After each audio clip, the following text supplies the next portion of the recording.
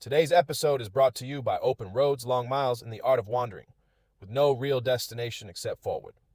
Nomads and Nimble Shadow is provided by Kendra, a retired police lieutenant, and her husband Sean, a retired police lieutenant and firefighter, who sold everything in August of 2025 and hit the road in search of something different, something a lot less structured, with the purpose of living entirely in each moment. Riding shotgun is Django Aloysius Delicious McJefferson, one very distinguished service dog with an unnecessarily long name who's their navigator, co-pilot, and full-time legend. No rush, no shortcuts, no real plan. This isn't just a road trip. It's wandering on purpose. Jump in and join them on the next adventure.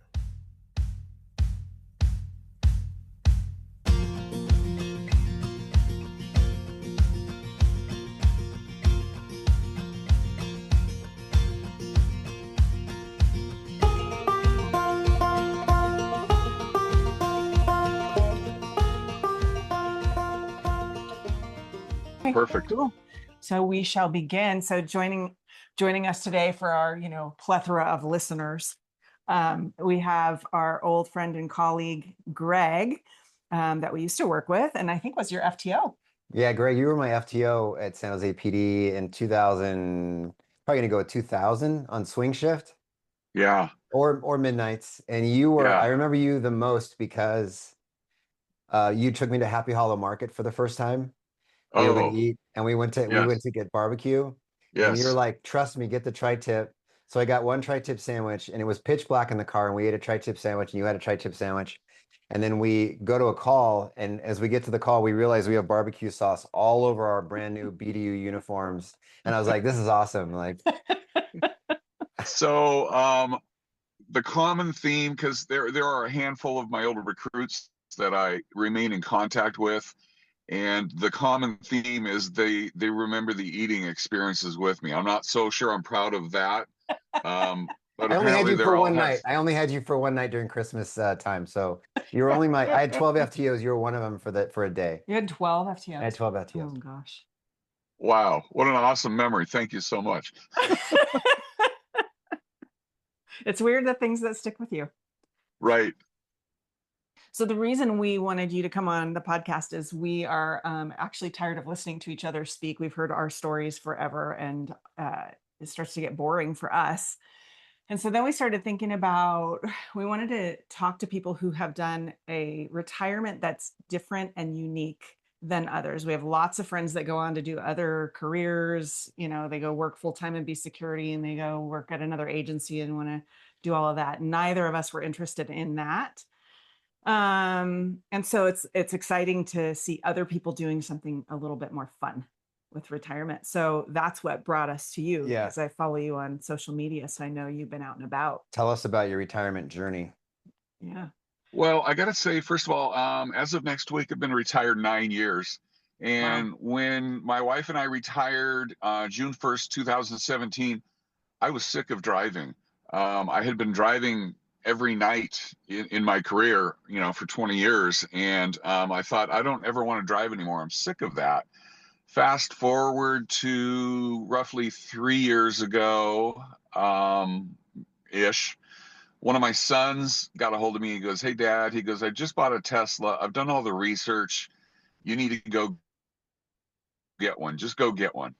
And so I went to the Tesla showroom and I said, "I'd like to do a test drive." And I looked at the car, and I knew nothing about these things. And I said to the dude, I said, "Show me where the engine is." And then he said, "Do you even know what you're looking at here?" And I said, "No, not really."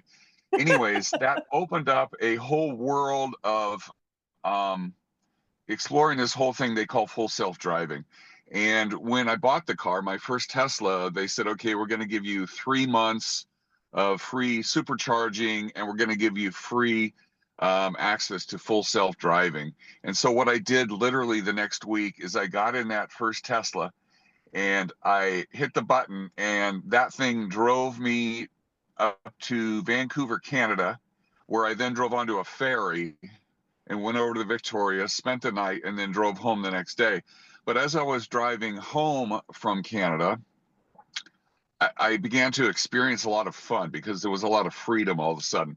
And what would have been a 2-day trip home, I began to visit relatives along the way that I hadn't seen in a long time, and turned it into more like a week-long journey, just wandering around Washington and Oregon. And then most recently, a couple months ago, I sold that Tesla and I bought something that is bigger, more comfortable, has a longer range, because I really started seriously thinking about doing something more major. Okay. So you, on that first, trip down, the Pacific Northwest area, you experimented with the full self-driving. And how was that as, we're a little bit of control freaks, a little bit. What year was this? What year was this first self-driving car that you bought? What year? 2-3 years ago. It was a 23 Model 3. Okay. And okay. That first experience was very scary for me for a couple of reasons. Nobody gave me any training on how to do this full self-driving stuff. I didn't know the capabilities or the weak points of the software. I just hit the button, and all of my learning and training was basically trial by error and learning from mistakes. Ultimately, later on after the trip, I began to follow people on YouTube where I could learn a lot more. But I think it took me a good 3 or 4 months before I got to a point where I said, okay, I feel comfortable in this car driving me, and I can relax a little bit. So one of the key things for me that has been stressful in driving, up until this point, is if you're going down the freeway, let's say you're driving down Highway 5 to Los Angeles and you're doing, 80 miles, maybe more. It's stressful to make a lane change because your eyes are only looking in one direction. And when you look over here and you see the lane is clear, you don't know what everything else is going on. With this car that I have now, it's got 8 cameras on the exterior. So it's got a constant 360 view. And I've begun, well, I'm now at a point where I would never drive, especially on a freeway, without it. I feel so safe. And even I go down to Southern California a lot, and I'm driving on the big freeways down there during the peak commute times.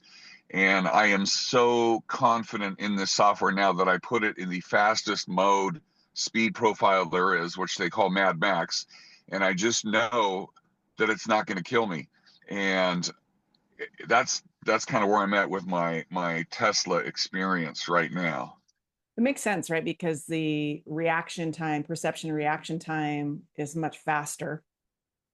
Yeah, so the software that they rolled out just last month really did address the reaction time of the software. And what I'm seeing now and what the numbers are showing is that, again, let's say you're going down the freeway and you're in the fast lane and maybe the semi truck next to you starts to creep over into your lane, the car will actually respond before the human brain recognizes the issue. Yeah. I think I'm hearing numbers now that when the car is in full self-driving mode, it is approximately 5 times safer than a human driver, and I fully believe that. Wow. Now, do you pay for the membership fee every month, or did you just pay by, can you explain to the listeners, there's 2 different options? Yeah, actually, there is no longer 2 different options. They took away, so when I bought this car, I did not pay out a chunk of money and say, give me full self-driving for the life of the car. I do a month-to-month thing, and there's no contract or anything. I think I pay $99 a month to be subscribed to full self-driving. And initially, when I started doing that, I thought, oh, on the months when I'm not doing a big road trip, I'll turn it off and I'll save $99. And I've tried that once or twice, and no, I will never turn it off. I am so reliant on it now. I use it on my driving around town to go to Costco, whatever. It parks my car. I don't want to drive without it. So I was looking at my stats this morning, and on the last 22,000 miles, 98% of those miles are actually in full self-driving. Wow. Yeah. Interesting. We only experimented with it a little bit. We've never had it park itself. Mm-mm. We've never had it come to us. What's that called? Summon? Yeah, I use summons a lot. So last night we were down at the clubhouse where we live, and I always make it a point to park my car way out. And then when we came out of the clubhouse at 9:30 p.m., the parking lot is relatively empty. So it's a good time to practice that feature without thinking that I might run over and kill somebody or something. But basically, I stand 200 feet away from my car and push a button on my cell phone, and then my car drives towards me and stops in front of me, and then I get in. That's pretty cool. That's pretty Yeah. cool. The future. So is that what inspired this last trip?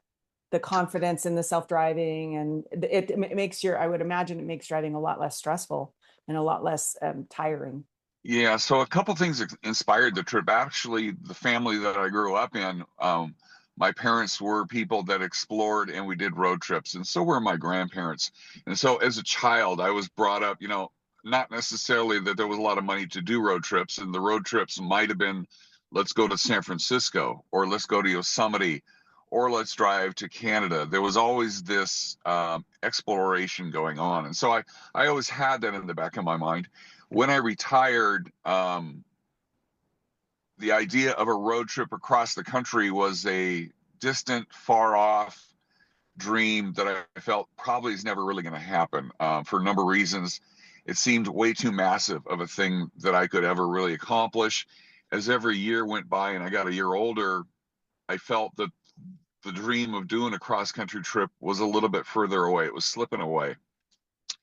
At the same time, we live in a 55 and older community, and I have a lot of contact with people who are in their later years in life. I spend a lot of time talking to people that are 90 years old, 95, and none of them have ever said to me, Greg, I think I traveled too much in my life. Nobody has ever said that to me. And what was happening simultaneously over the last 3 years or so, one of my things in life is I'm trying to maintain my current knowledge of technology that rolls out and stuff like that. And I started diving into the world of artificial intelligence and chatbots and all of that. And so roughly a year ago, this concept just came into my mind, because in my car, when I'm driving around, I can talk to a chatbot with ChatGPT, and I can say, hey, ChatGPT, I am now driving through the wineries of Amador County, and I'm interested in the history of vines being grown in this area, or wine being produced, and ChatGPT would back to me and tell me about where I was about to go. And so I started thinking about the concept of using AI in a verbal conversation as sort of a virtual tour guide, and that idea began to fascinate me. Using ChatGPT had some limitations in that it's not tied into my GPS or my navigation system or anything. So while I can converse with it, I had to tell it where I was or where I was going. It didn't have that built-in knowledge. Well, fast forward to this Tesla and the most current software and everything, there's an AI chatbot built into this software, and it's called Grok. And basically, the advantage with Grok is it knows where I'm navigating to. It knows what freeway I'm on. It knows what the current capacity of my battery is. It knows how many miles I got left on the current charge. It knows where it knows everything, right? And so I began to think, maybe 4 or 5 months ago, that wow, this could be a really cool experiment to drive across the country and use AI as my own personal tour guide, and really embarking on a trip where 90% of it was unplanned. Yeah. I just knew that I wanted to get to the East Coast and back home, but I really wanted flexibility with what I would do day to day. And when I really started thinking about this being a reality, and there was about 4 or 5 things that I needed to happen in my life that were direct signs to me to go ahead and do this, right? Because this is a major thing. And the final thing that happened was I knew that I had to depart on a Saturday because there was a very specific family event at the Chesapeake Bay on the frickin' other side of the country that I had to be at on April 24th. And the final thing that happened to me was I had a doctor's appointment scheduled for like Tuesday, but I really needed to leave 3 days earlier. And on like Wednesday or Thursday before that weekend, the doctor's office called me out of the blue and they said, "Hey, we just had a cancellation. Could you actually come in tomorrow for the appointment?" And Yeah. I'm like, "Yes, I'll be there." And so that was the very clear final signal to me that, yes, I need to go do this trip. And there may not be ever be a better time to do it. So I put together a trip, and I left California by myself, but there were a few key events that I had to schedule along the way because my wife was going to fly to Memphis. So we did buy tickets ahead of time to attend a performance at the Grand Ole Opry, and then we did make hotel reservations in Paducah, Kentucky, because my wife really wanted to go to the National Quilt Museum. We did make some epic hotel reservations at Niagara Falls and purchase tickets for a tour on specific days. And we needed to be in the Chesapeake Bay area of Maryland on a very specific weekend for what I'll call sort of a family reunion / celebration. So I knew that a big party was being planned there. We had to be there. And then I also knew that my wife had reservations to fly home from Washington, D.C. on a specific date. Other than that, all I knew was that each day was going to be a new journey, a new thing of exploration, and it was all going to be based on me conversing with Grok about where I'm going to be going, and could you build me unique experiences along the way that would show me the lives that people are living in different parts of the country, the work they do, that kind of thing. And Oh, cool. all of my stories evolve around experiences that I didn't even know I was going to be doing. That's exciting because there's a lot of off the beaten path things to see and do that won't show up in TripAdvisor or the traditional search, that people do when they're planning a trip. So it's kind of cool that You get buried in all the details too. Yeah. You get, we should do this. You want to do that? It's going to take us 2 days to do that. It's great. And then Grok's going to tell you where the nearest car charging station is and how many miles you have. And it's awesome. So yeah, over and above that, on my display screen as I'm driving, not only, there's little red dots everywhere that say where the chargers are, and you can see what the amenities are. Do they have restrooms, all that stuff. But you also have a live satellite view of weather conditions, and you can zoom in or zoom out. So one thing that was interesting about this trip, I had awesome weather everywhere I went. The worst I experienced was when we were in Niagara Falls for 3 days. It was 27 degrees and it was snowing, but it really didn't prove to be an issue. But I will say that as I drove 10,000 miles, I always seemed to be within about 200 to 300 miles of disastrous weather conditions that could literally kill me. But I was never in them. I never encountered them. It never proved to be an issue. But I did know that they were out there. Yeah. I remember when you initially were kind of playing with ChatGPT and you were kind of posting some things of like, this is what I did. I remember being so afraid of it. Like, Yes. I still have this, apprehension about what is the future going to look like with all of this AI. And at the same time, it's so helpful and useful. And then I weigh out the data center issues with water and all these things that are happening right now. It's very interesting. I use ChatGPT quite a bit on our route planning as well. Here's where I'm starting, here's where I'm ending, here's how much time I have. What do you recommend for lunch spots? What do you recommend for a good hike or, something unique to see? And then get me near a Costco for gas. Costco for gas. Yeah, we'll tell it, So it is kind of fun to experiment with it and see what it's capable of. And it makes life a lot easier in a lot of ways. Just a little comment about you talking about the fear of AI. I understand that. And again, I live in a 55 and older community. I have a lot of contact with people that are 75, 85, 95 years old. And I see what happens with people over the long term who've decided, I'm afraid of the advances in technology. And as each year progresses, they are less and less connected to friends, relatives. I mean, I know people that don't know how to text. I know people that don't know how to check their email, and I don't want to become that person. I'm not ready to become that. And I thought when AI was rolling out and chatbots and all that stuff, I can either fear it or embrace it. And a lot of people in retirement, to keep their brains active, you need some sort of thing to keep your brain going. My wife loves to do Sudoku and, those puzzles and all that stuff. I get bored with that stuff, but the pursuit of learning about AI and what it could do for me in my life, it's my current version of Sudoku. So, you either got to embrace it or, Good that's kind of point. my outlook.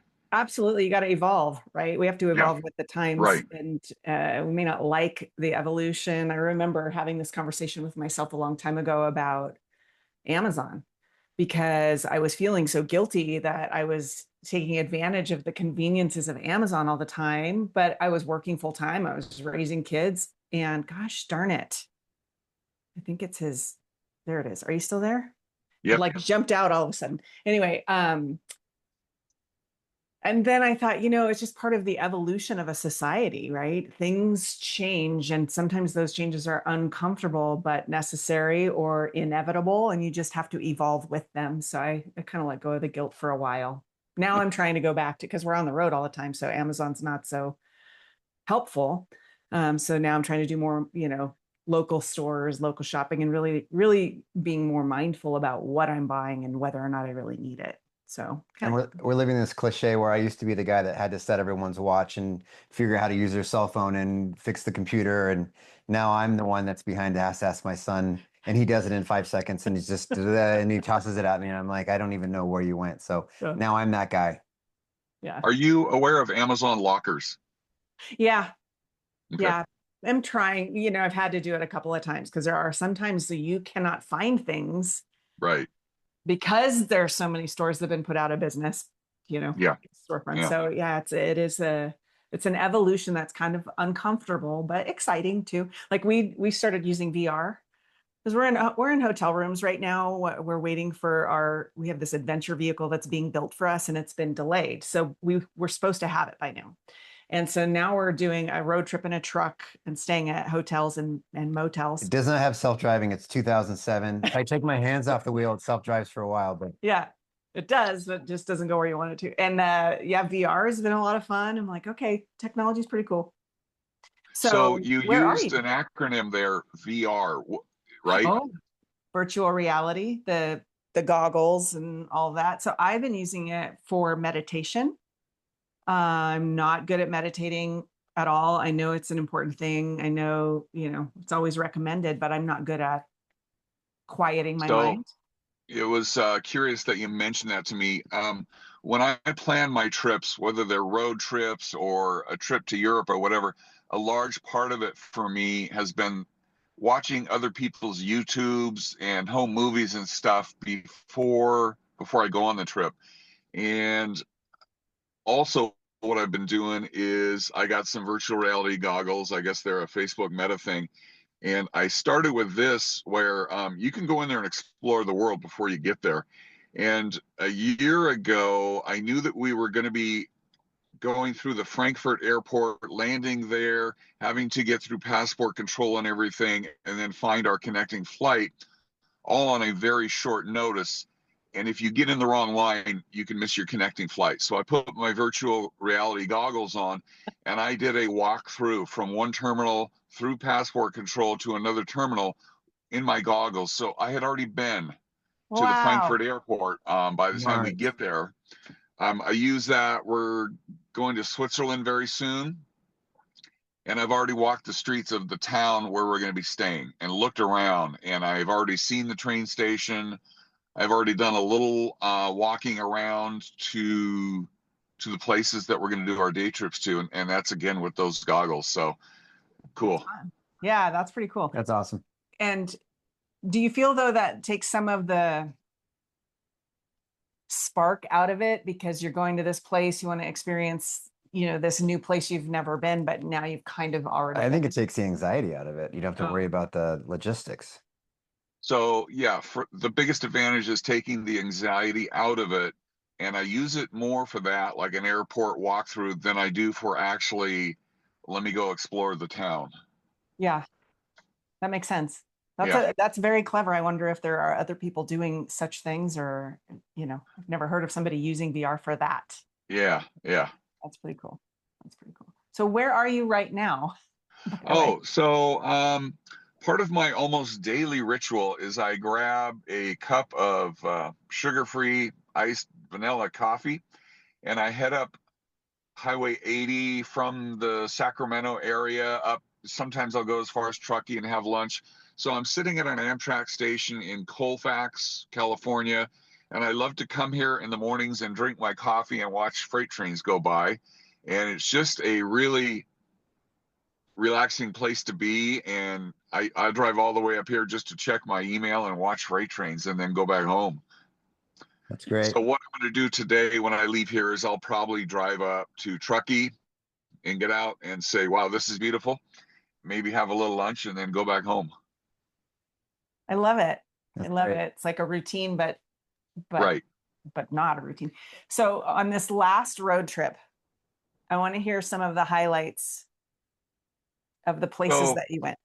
yeah, there's two aspects to that. Number one is to talk. I can give you a list of stories that increased what we might call my fear level, or I can give you a list of stories of sudden experiences. Like here's one, for example. I was leaving New Orleans and heading towards Biloxi, Mississippi, and it was going to take me a day and a half to get over there. And so I'm talking to Grok, and this is just a typical thing of how the trip went.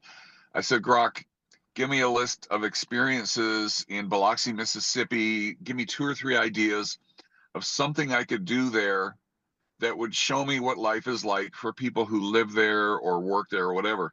And then I chose one. And the next day I found myself on a shrimp boat in that Gulf of whatever that body of water is down there with a couple of Cajun dudes. And I was on a boat for a couple hours, and these guys were actually very well educated oceanographer type scientist people. And I was learning how to throw this rope net out of the back of the boat and drag it along the bottom of the ocean floor for 15 minutes and pull it up, and it's full of shrimp, and then the birds all come in. And it's an experience I never would have found on my own, never, ever. So that was fascinating. Another story was that as we left Nashville, Tennessee, and we were going to be heading directly north up through Kentucky to get to Paducah, I really had it in my mind that I wanted some kind of unique experience that showed me a little about the back countries of Kentucky. I don't know. I was just fascinated, watched some YouTube videos about that. And Grok took us to a place that was basically called the Hillbilly Gardens. And we had no idea really what we were in for. And we got there, middle of nowhere. Kentucky's a beautiful state. And we start parking. There's nobody else there. So we're parking in front of this little cabin, which turned out to be the hillbilly lived in there, and he's off the grid, no electricity, nothing. I'm parking there and looking around on the acreage, the grounds, thinking this is going to be an interesting place. But as we get out of the car, the hillbilly comes out and he said, well, hey, we're closed to the general public right now. And I said, oh, okay, we can leave. He goes, we don't have any electricity here, so we're closed to the general public. And I said, no problem. We'll just get in our car and leave. He goes, no, get out. I want to show you around to show you what's going on here. And he spent the next hour and a half taking us on a walking tour around his property where he collects things that other people have discarded, and he makes artwork out of it. Okay. So, for example, he had collected maybe 20 discarded porcelain toilets and put them in a ring.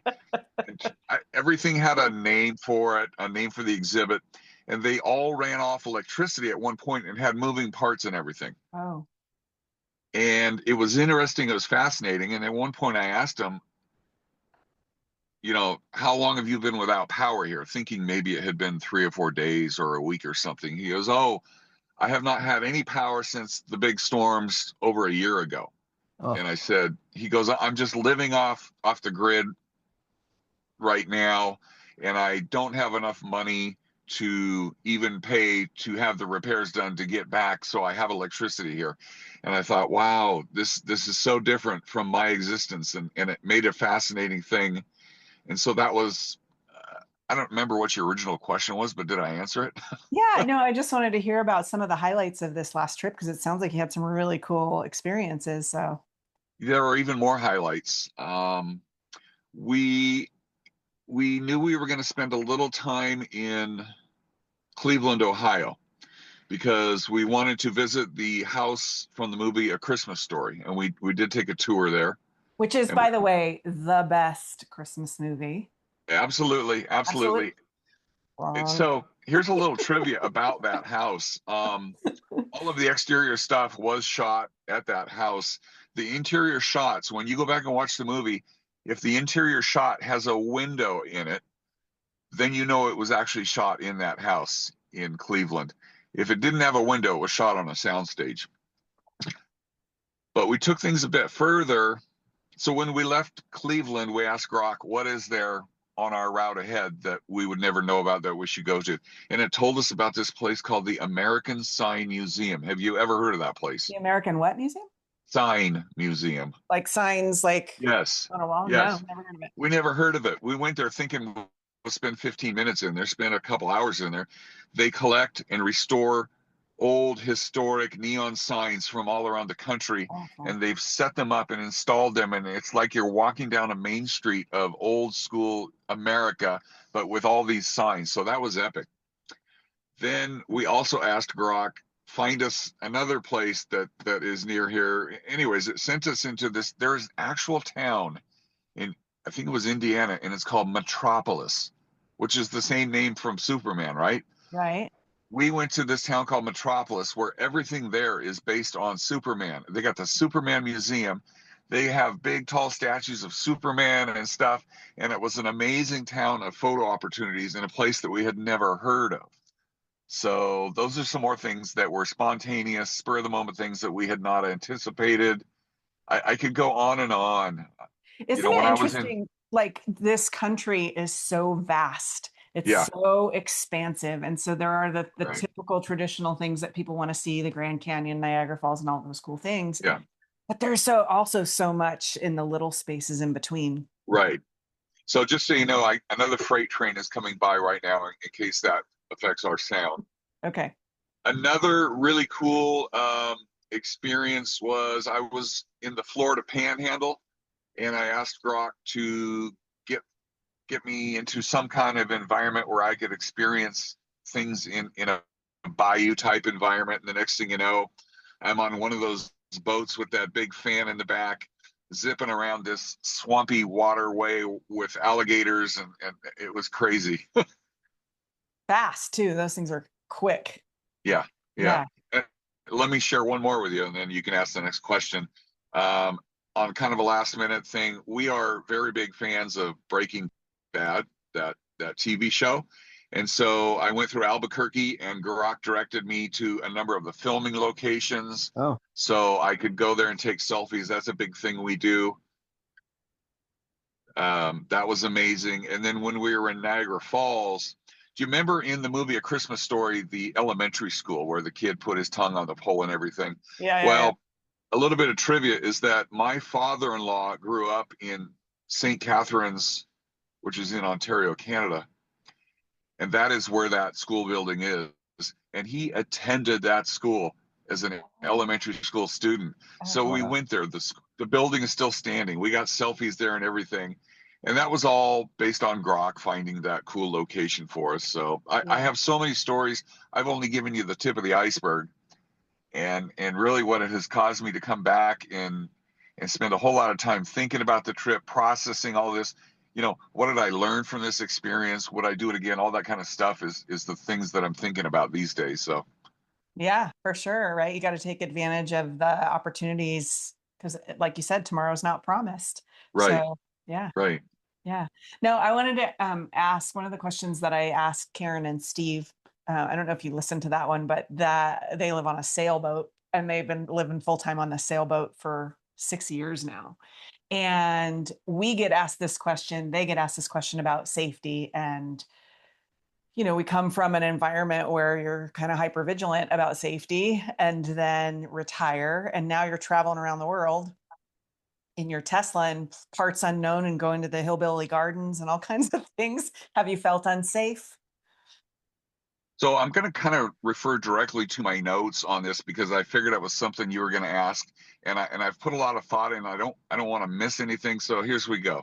I think there's a spectrum of awareness when you're in unfamiliar territory. Okay, and at the very low end, you're kind of lollygagging around. You don't care where you are. You're not worried. You're not being hyper vigilant or anything. But there's a step above that where you start to have concern about your surroundings, and it's more, what I'll call a healthy vigilance, and you're kind of noticing more details about where you're at, staying present, in the moment. But that can escalate to what I'll call a heightened sense of awareness. Your senses become a little bit sharper. You're absorbing more details. You're observing more details. But at that point, for me, it becomes a more of an exhilarating experience. That's not limiting to me. It's exhilarating. And it creates kind of a feeling in me of aliveness. I'll say it that. And that doesn't work for everybody. It works for me. And then that final escalation in that spectrum, I'll just call fear itself.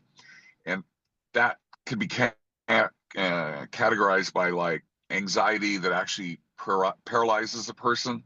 And it kind of makes it so like you're living in a cage. So I will say that for the most part of my trip, I was at the very bottom of that spectrum. I was somewhere between lollygagging or just being aware of my surroundings and just in that level. I do have several stories where I almost got to the fear level, and the most memorable one involves a pit bull on Route 66. So, well, a pit bull on Route 66. I mean, that road is no joke, right? It's tough and right. And can I tell you details about that? Of course. Yeah. So part of the background in my years of law enforcement, the only time I ever had to pull a trigger on my gun out doing my job was there was a pit bull that wanted to kill me. And so I had to shoot it instead. So I always have a heightened awareness when I see pit bulls in the area. And do you know who Huell Hauser was? No. Okay. He had a show on PBS and it was called California's Gold. And he wandered around the state of California with a film crew, and he went to unique locations and interviewed people and took video, and then they put it up on PBS. And he has been sort of a mentor in my life, and I've spent a number of years driving to locations where he went and shot his episodes. And he passed away from cancer, but one of his houses was near Kingman, Arizona, and it was up on a hill right off of what is now Highway 40. And it has been a goal of mine. I knew the address, and I simply wanted to drive to that house and get a selfie in front of a place that he used to live. I'm just into doing that kind of thing. So on the second day of this road trip, I'm driving out Highway 40 near Kingman, Arizona, and it's going to be about 15 miles off the highway to get to this location.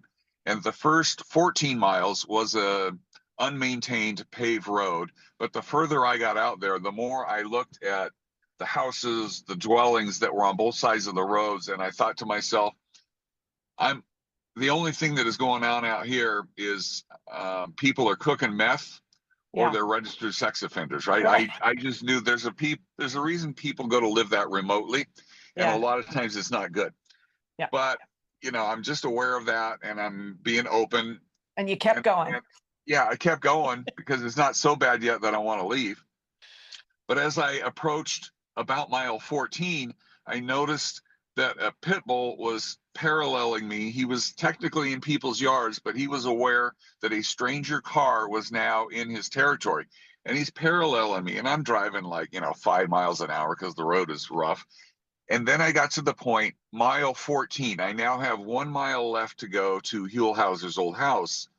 And the pavement ended, and it was a gravel road from that point on. Now, these pit bulls had apparently been trained, because as soon as I hit that gravel, that pit bull went in front of my car, and its goal was to prevent me from being on the gravel road. and that dog was vicious. So in the front bumper of my car, I have a video camera. So I'm watching on the screen in my car as that dog's mouth tried to grab a hold of my bumper and rip it off my car. Oh my gosh. And I wasn't scared because I thought, well, I don't need to get out of my car. I don't need to get to Huelhauser's house. And I really don't need to be here anymore. You've seen the And movie Cujo, right? right. And I really started thinking, you know, I don't want to injure this dog. I certainly don't want to hit it. I don't want to injure it. I think the best thing for me now is just to put my tail between my legs and turn around and leave, which sounds easy. I turn my car around and now a second pit bull appears. Oh, And so no. I have one behind my car that I'm watching on the video camera and one in front of my car. And these dogs, they were trained to do this. I'm telling you, they were not going to allow me to leave that area. And I thought pretty soon somebody's going to come out and they're going to kill me and they're going to put my body in a vat of acidic, and I'm going to disappear off the face of the earth and nobody will ever even know where I was, right? So I thought I got to get out of here. So I began to try to creep back to the paved road, but it was difficult because the pit bull wasn't going to let me do it. So I'm like going a half a mile an hour. And finally I got back to the paved road and I thought, well, I was not meant to be out here. Let me just get back on Highway 40. So that's my most memorable story that involves, you know, fear. And I wasn't fearful because I knew I don't have to get out of my car. I can just leave. You could run over the dog if you needed to, right? But Yeah, but I really didn't want to do that because I thought No. somebody would then come out and kill me. Right. Yeah. Scary in the middle of nowhere. I Right. watched that I Shouldn't Be Alive show on YouTube if you've ever seen it. It's like Right. some of these stories, right, where it starts out as a Yeah. fun little camping trip and ends up in Right. tragedy. That's one of those stories. Right. So there are other things that happen along the way that were not as extreme as that. And at the time, you know, you're experiencing that heightened level of awareness and all that stuff. But when you look back on those stories later and you process everything and you process how things turned out, they become beautiful, amusing stories that you share with other people and you look back on, and they were actually, for me, and again, this doesn't work for everybody, but those are the things that enrich my travel experience. Yeah. And can I tell one more? Yeah, of course. Okay. So we tried to do laundry about every 5 days and usually chose hotels that had laundry facilities in them. When we were in Cleveland, Ohio, our hotel did not have laundry, so we had to just get on Grok and it found us one, and we went there. And it was not in a good area of town. It was in A an laundromat area never with is. what's It's that? like a rule with laundromats. Like, where's the seediest part of Yes. town? That's where we're gonna go. And then you could just watch Yeah. stuff in the parking lot. It's Right. crazy. Yeah. So as we're approaching the building, I'm a little bit more and more concerned about the area that we're in, not because I was seeing any people, but there was a lack of people and it was approaching nighttime, and the area was just full of urban decay, old brick buildings that had not been maintained with broken windows and all that stuff, right? But I'm thinking, let's go. Let's not write this off yet. We park in the laundromat parking lot, and I go in and I am greeted by what I will call a guy who is hired to be the host of the laundromat. Now I had done a little look at Google reviews and Yelp reviews and probably knew about this guy already and how helpful he was. He proceeded to give us a 15-minute walking tour of the laundromat. Here's how you put your coins in. Here's the buttons you put. He was the most helpful guy ever. It was amazing. And I thought, okay, we're going to stay here. We put the laundry in. And then I got onto the cell phone and I said, you know, where can we go to have a meal while we wait for this? And it found a place. And so I said to this dude, I said, we're thinking about going to get some food now. And he goes, well, where are you going? And I showed him on my phone where I thought I was going to go. He goes, no, he goes, I don't want you going there. The experience is not going to be that good. I want you to walk down the street and go to this other place that's called this, right? And he didn't tell us, is it 50 feet down the street? Is it a mile and a half? We began the walk because at this point I was really like the guy and he was very helpful, right? So we're walking down the street and it took us about 15 minutes to walk through this neighborhood that appeared to be quite sketchy. And when we got to this building, from the outside of it, I looked at it and I thought, oh man, I would never go in this place. That can't possibly. But some of your best experiences come from following this kind of stuff, right? So we go in there and we get seated at a table, and it's primarily a bar that served food. And the waitress lady came to our table and probably picked up on the California accents or whatever. Started a little conversation. I'm like, yeah, we drove here from California. And she became fascinated with the story of how these people from California have suddenly wound up in this part of town. How did Right. you even know about our restaurant? That whole conversation.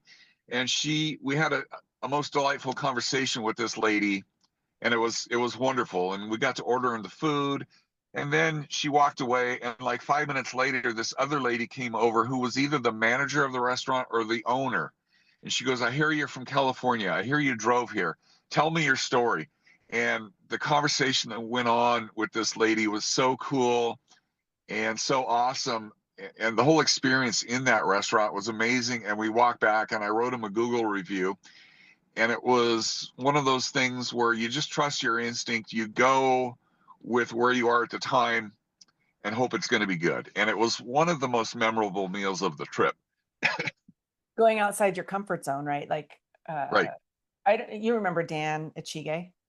Oh yeah, I am still in contact with him. Yeah. And so Dan and I are good friends, and when he travels, he works for an airline part-time, and so he gets free flights. And so he chooses to travel to some of the most like sketchy places that most people would not go. For him, the scarier, sketchier, grimier, urban decay, crime, whatever, the better, because he feels like that is the true experience of a lot of people, and he wants to be a part of that. And there is something invigorating about going outside of what is comfortable and familiar. Yeah, and again, that doesn't work for everybody, No. but Dan is the ultimate example of that thought process. I'm nowhere near him. I'm like a beginner level, Yeah. but he is, he's an amazing person to talk to. I wonder if he would do this podcast. He'd be really fun to. I know some of his crazy stories, Right.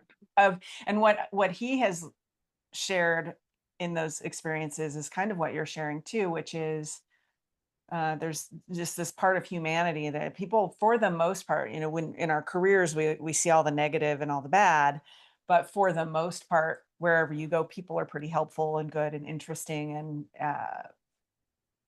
I don't know. I think that's Yeah, you talked about it. You're in the middle. Dan's at the end, and some people are at the beginning. They'll always only that spectrum. Yeah. that spectrum. They'll only always go to Black Bear Diner because that's where I get my stew and that's where I'm going to eat every day. And there's other people that have like, I've already eaten at the restaurant. I never want to eat there again. I want to keep going. So she's done a good job with me of getting me outside of my comfort zone of like, let's go to this place we've never heard of and try Ethiopian food, or let's do this. And it really does turn out to be an experience that's a memorable thing, not just what did we have for lunch yesterday? I don't remember. So Dan Yeah. is one of those guys that gets off the plane, no baggage, and just wanders around with his flip-flops on and Right. then goes into the most shadiest. Like we've been to places in Belize where you go into a restaurant at someone's house and you're sitting next to their kids and they're at their stove making you a fish. So those Right. are awesome experiences that you might get amazing food and amazing memories from. Yeah, stories like that. That's a real typical Dan Ishige experience. Yeah. Yeah. Yeah. I don't think I'll be able to convince him to do something like this, but I'll try. I'll Yeah, but try. I did get him to go to the Happy Hollow Market barbecue in Lincoln I One. mean, that goes first. Look, Happy Hollow Market is this little teeny tiny convenience store where there's a person that's behind this tiny counter, and the next to that tiny person in a tiny counter is barbecue in a glass case. And I'm Right. like, we're gonna eat here? Best barbecue to this date I've ever eaten. Right. Because I don't think they've ever changed the sauce. They just keep adding to it. Oh man. Delicious. Okay, let's look at Here, honey. now I'm kind of curious your wife's role in this. Is she on board with this whole style of travel, or she's like, you go do your thing, I'm more comfortable here? So I gotta say that in my decades of law enforcement and working different shifts and different assignments and everything, there is not a more supportive person that I could have ever been paired up in my life. And it's one of the big appreciations that I still have. So she does not appreciate long road trips. So what I did on this trip was I left California by myself.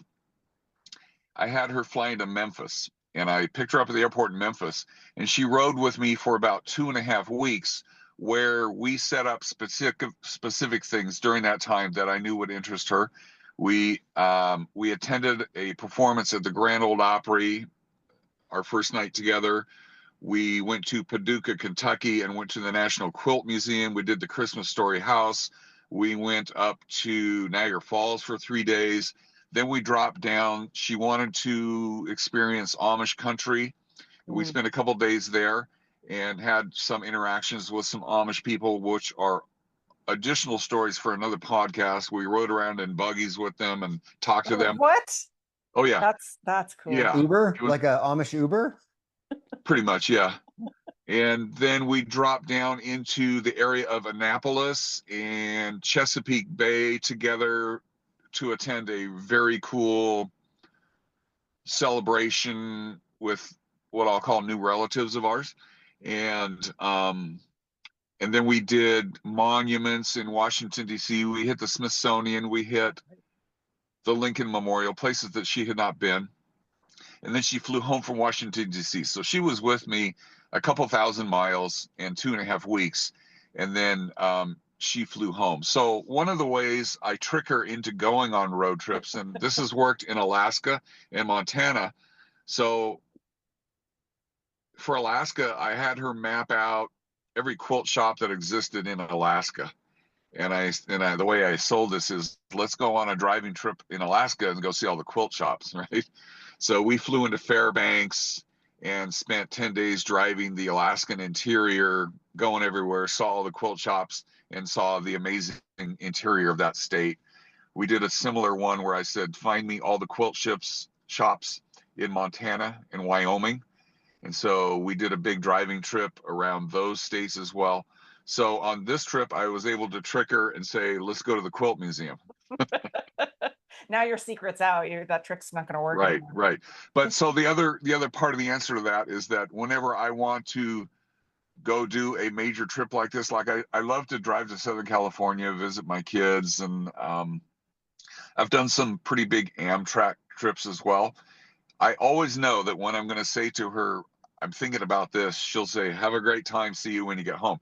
There is no, oh, you're doing that again. It's always very supportive because she knows it's what my passion is, I guess, you know.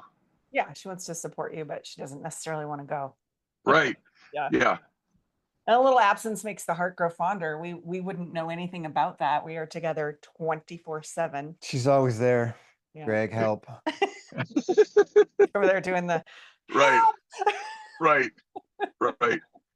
No, I think I saw in your notes that you tried to keep it like $50 to $200 hotels. Was Yeah, there so I what was really the bottom line one? So I didn't set up an actual budget for lodging because I didn't want to see that number. I was a little bit afraid of it. And so the first night I left my house on a Saturday night at 9:30 p.m. I hit the road and I drove as far as Kettleman City. And I got like a Best Western that's next door to the Tesla chargers there. And it was literally like $200 or something crazy to stay in that motel. And I thought, boy, I can't be on the road for 10,000 miles and pay $200 every night. Luckily, that was one of the more expensive hotels of the trip. And the next night I found myself in the middle of Arizona on an old school original Route 66 place that probably no maintenance had been done to it for a good 50 years. And it was about $48. So, and then, the most expensive rooms we had were, when you go to Niagara Falls, that's a once in a lifetime thing. And I'm not going to go to Niagara Falls and stay in a Motel 6. So we stayed at a Sheraton with a view facing the falls directly. And the wall was from the floor to the ceiling, all glass. And we were staring at the falls with the light show and everything.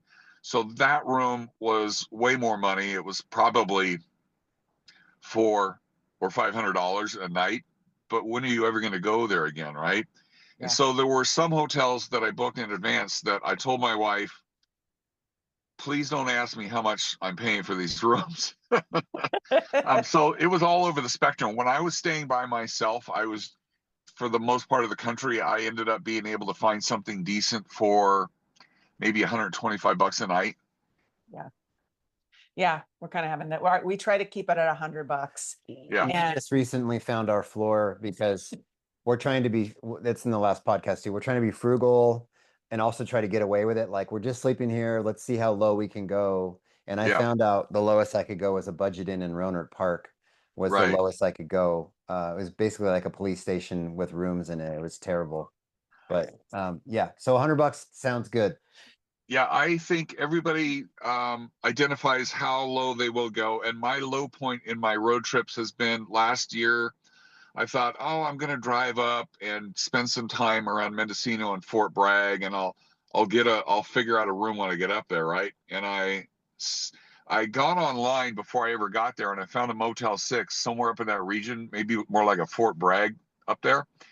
And one lesson I learned is don't book the motel, don't pay for it if you haven't actually seen it yet, right?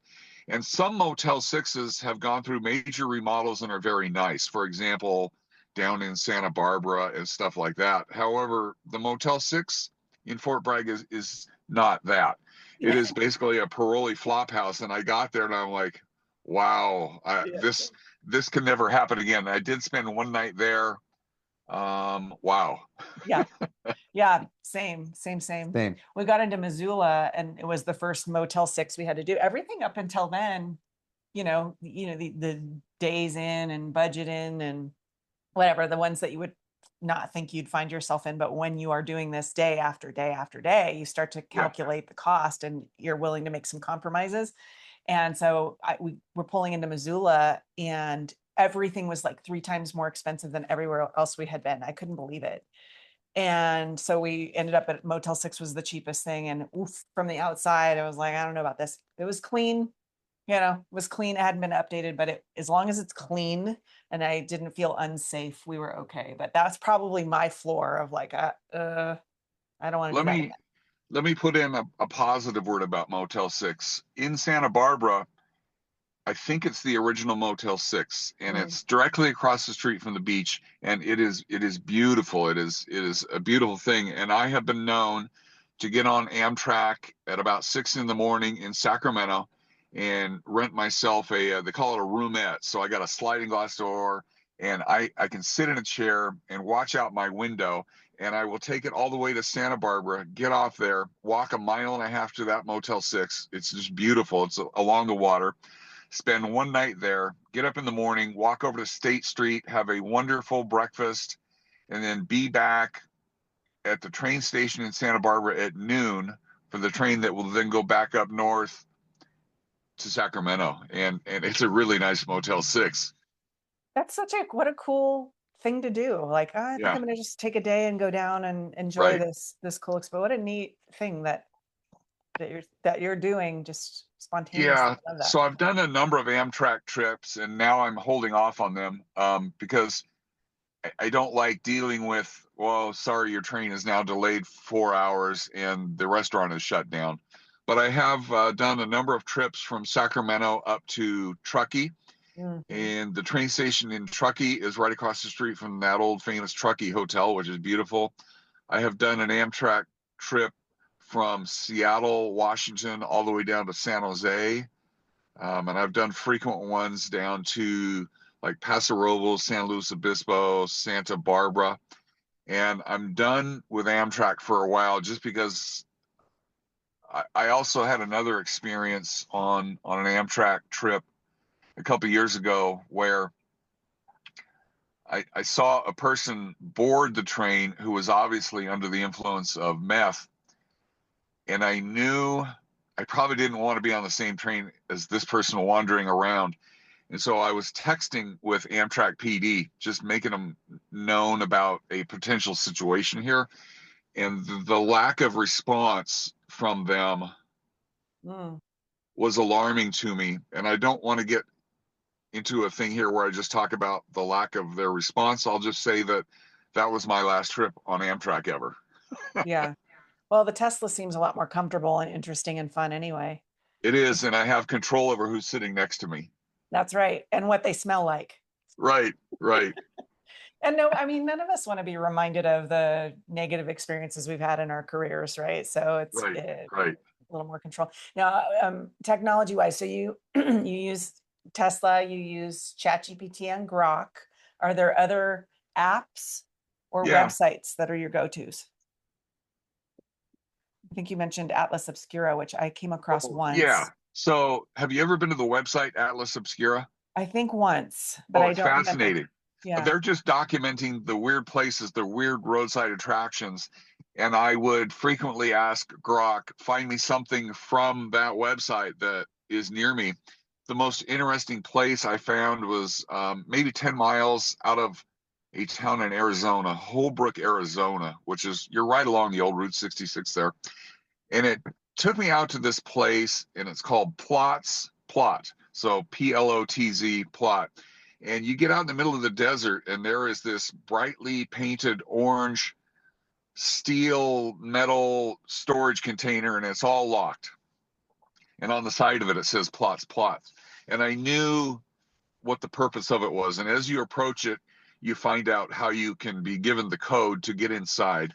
And what it is it's a place that is visited by people who are in a transition stage in their life. They want to throw away or forget about one old part of their life, and they're starting over like that. And so when you're inside, the idea is that you leave something that represents the old life that you're now putting in a container that will be locked away. Absolutely fascinating concept. Yeah. And so inside there, you see things, the most interesting things. You might see a bottle of alcohol, and somebody will leave a note that I've been clean and sober for this period of time. Very positive, moving forward type of things. Somebody left a guitar and said, I'm no longer going to play guitar in my life. I don't remember why. One of the most interesting things in there was somebody who had been into downhill ski racing left their skis and their ski boots and their helmet in there. Oh my gosh. And so you could spend inside this little storage container, you could spend an hour or two just looking at all the relics everybody else has left. And I did some photography in there, and a fascinating thing that you would only find through Atlas Obscura. And so I wanted to leave something of my own in there. And I'm not really going through any major transformation in my life or anything. I'm not giving up alcoholism or anything as major as that. But I do want to spend less time in my life dwelling on law enforcement memories. Yeah. And there are some visions in my head of things I've seen or whatever. So I simply left a note, and the note said, I'm leaving behind memories, detailed memories of this career that I led. And I just left that as a piece of paper. That was my contribution. So I love that. It's very simple. Great. Yeah. Yeah. Yeah. We both have been through the West Coast Post-Trauma Retreat, which is a retreat for first responders that are experiencing PTSD. And that's one of the kind of symbolic things they do at the end is in the beginning, they have you write on rocks things that you're carrying around that are burdensome, whatever it is. And at the end, they ask, if you are feeling ready and at the moment is right to place your rock in this pit. And so this pit goes down, I don't know how many feet, like 10 feet or something. No, it's deep. 4 feet, but it's like 6 by 6 by 6. Yeah. So, and there's just all these rocks in there that people have discarded, and they're starting to get, eroded by the weather, and the writing on them is no longer there. Right. But I love the They're symbol. fading. It's fading. Yeah, I love the Yes. symbolism of that. And Right. if you're not ready to let go of your rock, you don't have to, and you can come back later and do it and stuff. So it's kind of that's what plot is. Plot. Yes, that's what it is. So Plots is the name of the guy who basically came up with the idea of the Atlas Obscura website. He's like the founder of that website, I think. Oh, okay. Very Yeah. interesting. Yeah. Yeah. Love that. That's very unique. I don't think I've heard of anything. And then I have we saw your photos about that, so that obviously Yeah. that will go there. Yeah. yeah. And then any other Atlas Obscura locations. You talked about the swamp boat, Yeah, I've Peach World. mentioned all that came along with that, but there was one other thing that I did to prepare for the trip that kind of ties into what you're saying. I wanted to leverage AI as much as I could from every different angle as I prepared for this trip. And so what I did was I thought, well, I'm going to be in some very specific geographical regions of this country, the deep South, Louisiana, Mississippi, that kind of stuff, and other things. And I thought each of those areas has music that is tied to that area. Going across Texas, the kind of blues they listen to there versus what you might have heard back in the day in Mississippi with Muddy Waters and that type of thing. So I used ChatGPT to create maybe 6 or 7 playlists of music, an hour's worth of music that would be very particular or unique to the area that I happened to be driving in. So I had one that was for, driving down Highway 5 in California, and it was kind of, Tom Petty, the Eagles, Moody Blues, that kind of stuff. And, as opposed to when I got out on Route 66 and I'm hearing the old stuff from that era, Get Your Kicks on Route 66 and everything that went along with that era, versus a playlist I had for the Deep South and all of that really swampy sounding blues, pulling in John Fogerty, Creedence Clearwater Revival, Bayou songs and stuff like that.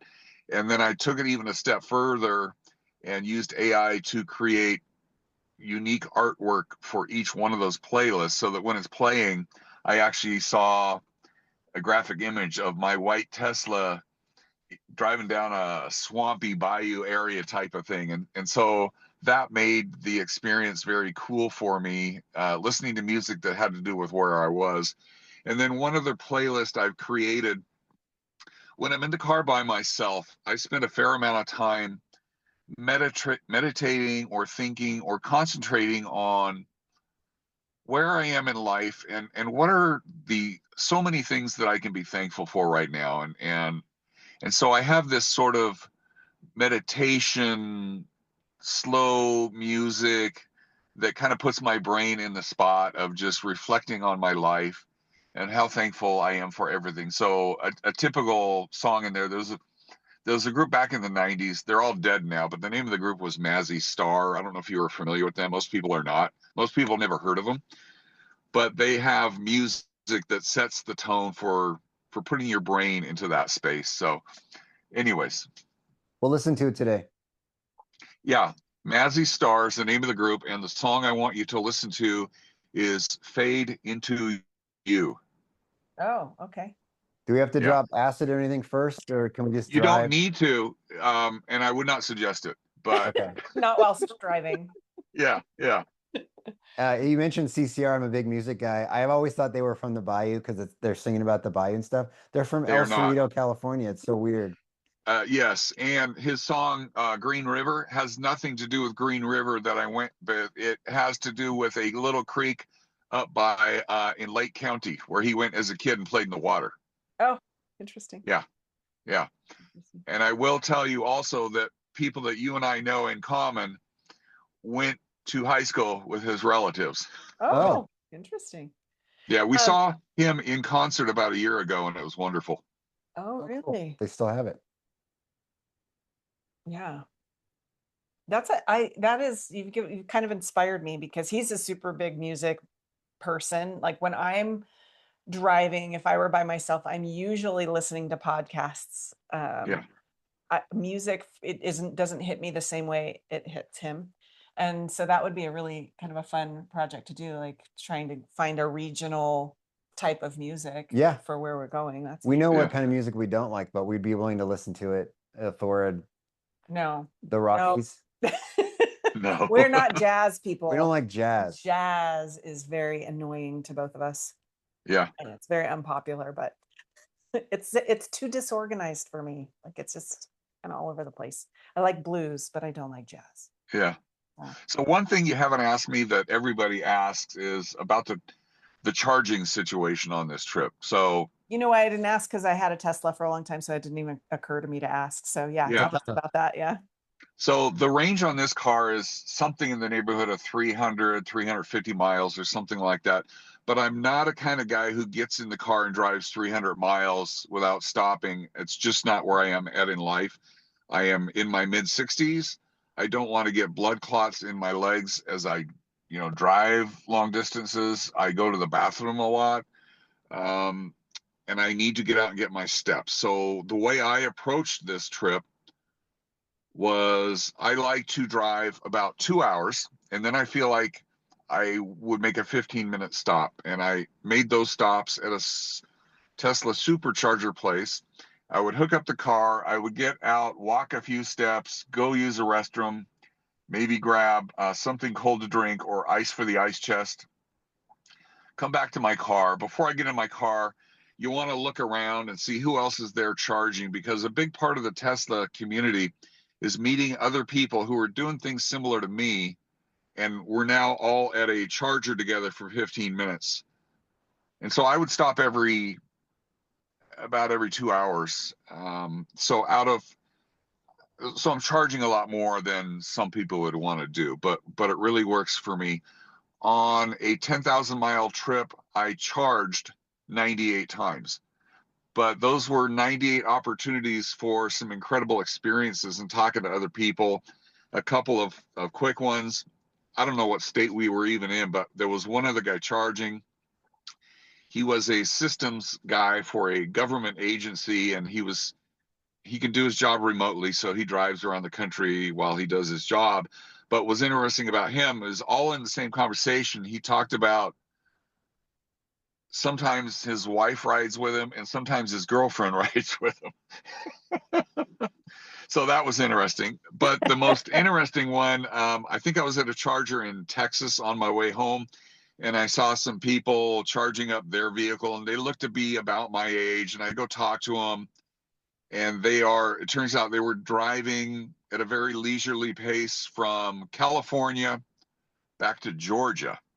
And I said, oh, what's the purpose of the trip? Why are you doing that or whatever? And literally they said to me, and they just laughed. They said, well, we're just a couple of millionaires wandering around the country. Oh, as one does. I felt highly amused by that. So yeah, I did want to kind of just touch on my style of charging in that. So They haven't learned the don't advertise that you're millionaires to random strangers yet, I guess. no, but they didn't care. Yeah. I Well, appreciated their candidness. Yeah. They should hire somebody to drive them around. I'm for hire. I could drive them Yeah. for money. Yeah. They shouldn't be driving anymore. Yeah. What we learned when Kendra had her Tesla was you, as a new consumer, you're worried about, like, are we going to make it? Are we going to have enough miles? And then how long is it going to take? And people are always like, oh, I can get gas in 3 minutes. You have to take forever. We would pull in, plug in. By the time we walked to Starbucks and back, we were already getting fined for being there too long. It was done. Yeah. So Right. it's like, if you can get out of the car and run to what you need to do and run back, it's done. So Yeah. Run in and grab a sandwich, run in and use the bathroom, grab a snack, and you're basically ready to go. Yeah, I've been doing this for quite a while now. I now have roughly 125,000 miles of experience of the car driving itself. And I will say that the fear that they call range anxiety is not a valid fear anymore. You've got a display on your screen of all the chargers around you. When you get out and you're on the major interstates, Highway 40 going all the way across the country, you're going to find those chargers are there way, way, way more than you need. They're out there roughly every 50 miles. I got a range of way over 300 miles on this car. Range anxiety, when I hear people talk about that, I know in my mind automatically they've never been in a Tesla, because it's a non-issue. Yeah. what about with other companies that are out there as competitors for Tesla? Are they allowed to use the Tesla stations yet? So as of January 1st, 2025, Tesla opened up their charging network and architecture to other manufacturers. So you will now frequently pull in and there will be a Rivian there. There will be other vehicles of other manufacturers who have now adapted and are using the Tesla, port connection type thing. And then I will say every other time that I've tried to charge at a place that was not part of the Tesla network, they are not maintained to the same level that Tesla is. So you cannot, in my mind, arrive at a place assuming that their charger is going to be working and functioning. That's just not feasible Yeah. in my mind. Yeah. Yeah, Tesla, I mean, they've got it down. Yeah. We actually put a deposit down on Rivian. We were going to get a Rivian, Yeah. and that was a big consideration. Right. It was a lot of proposed, like they'd show a map with like all these blue dots, and then at the very bottom was like proposed, and in actual there was like 3 charging stations at that time. They just I hadn't, will they don't have the say infrastructure. Rivian does a really good job of encouraging people to visit national parks. And I believe they have free charging at all the national parks, which is really Oh, kind of cool.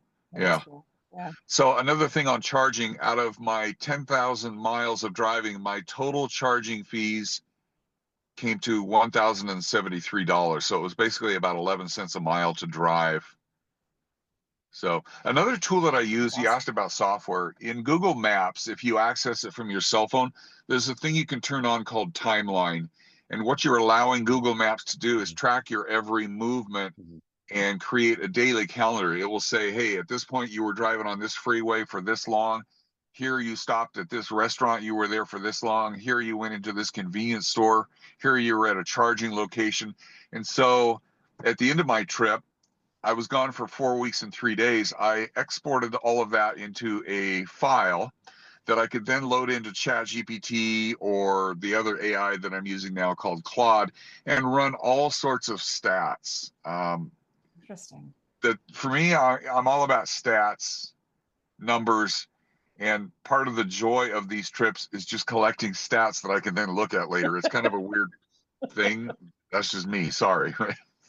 I mean, we all have our thing. I think that's Right. interesting. Yeah. So you can go and say like, what was my average time spent charging, or what was my average time spent at coffee shops or whatever. Yes. Oh yeah, yeah. Yeah. Interesting. Yeah. So I averaged 3.4 charging stops a day.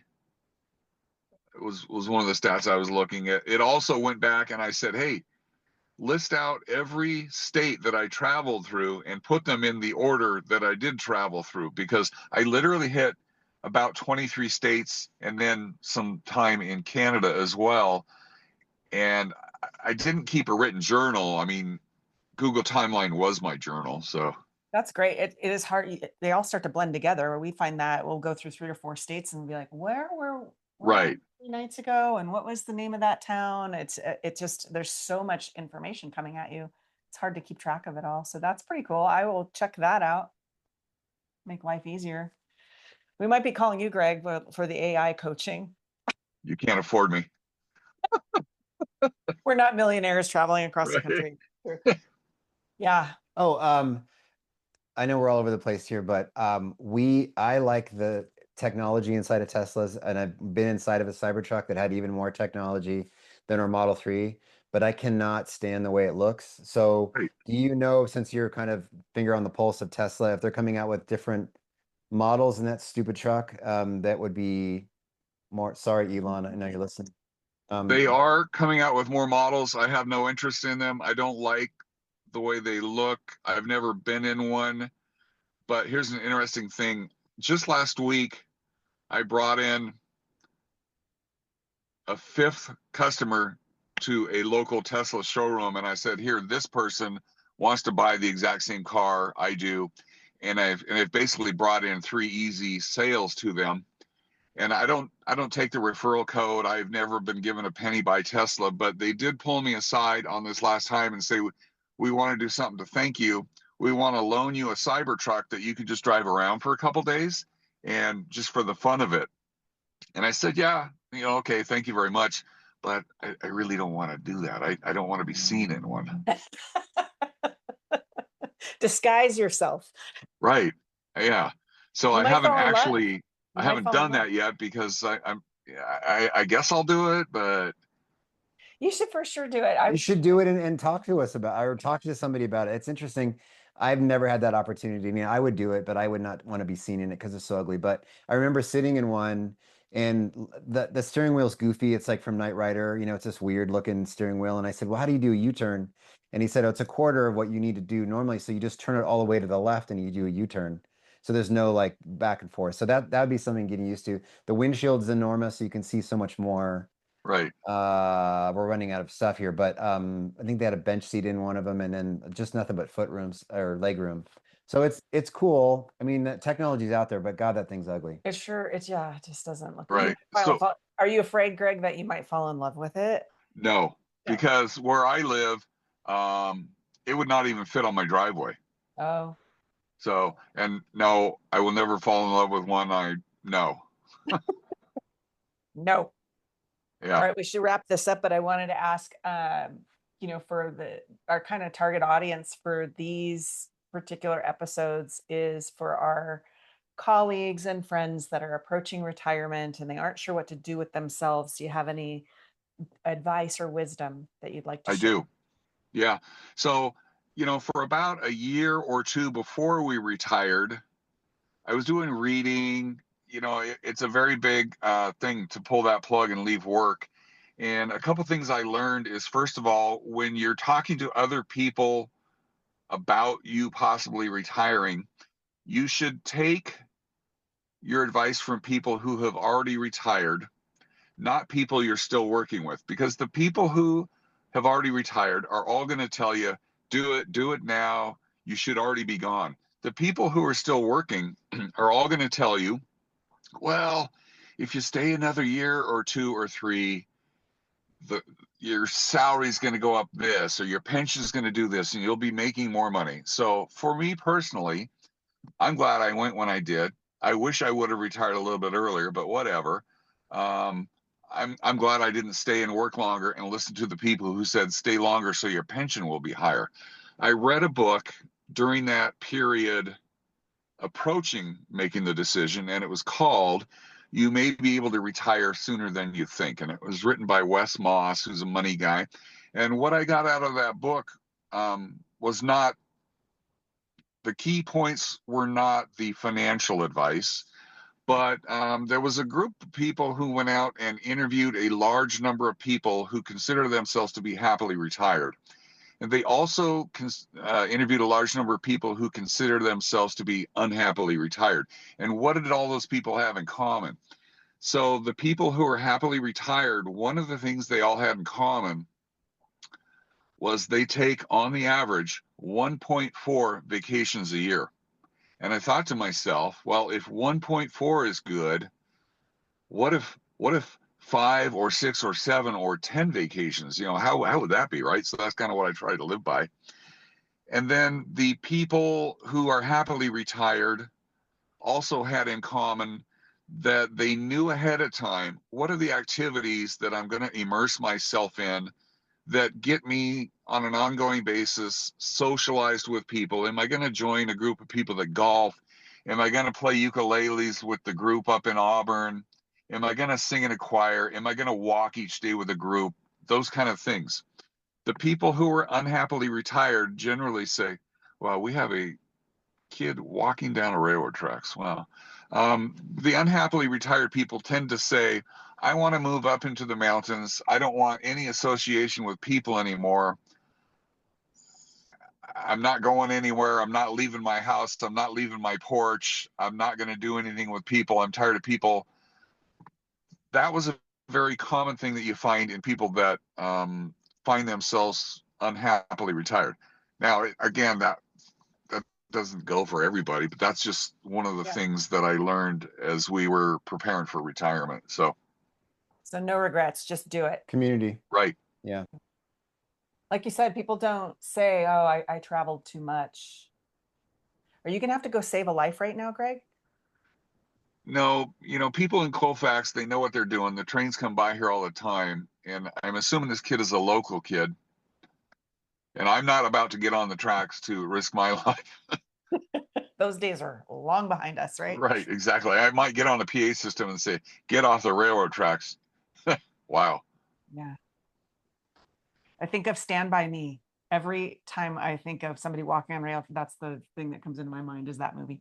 So anyway, well, I Well- love that you spent time with us today. You have another question? No, I don't have a question, but our goal is to move to a place in Arizona in the middle of nowhere with a gravel driveway with 2 pit bulls. So that's what we're really hoping to get that dream fulfilled. You're gonna have to tell us where that was. Yeah. Oh, I'll send you the address. Good luck. Yeah, right. Yeah.